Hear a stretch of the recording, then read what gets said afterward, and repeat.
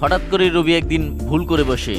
একদিন রবি ভুল করে হঠাৎ করে একটা দানবের ছবি আঁকে এবং সাথে সাথে দানবটি সত্যি হয়ে যায়। তারপরেই এই দানবটি গ্রামে তাণ্ডব শুরু করে দেয়। রবি পড়ল ভীষণ চিন্তায়, কিভাবে এই দানবের হাত থেকে এই গ্রামটাকে রক্ষা করা যায়। দানবটি গ্রামের গাছপালা সব ভেঙে ফেলছিল।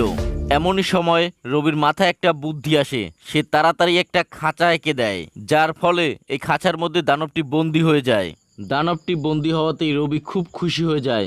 এখন দানবটি কোনো তাণ্ডব করতে পারছে না, এখন সে খাঁচায় বন্দী হয়ে আছে।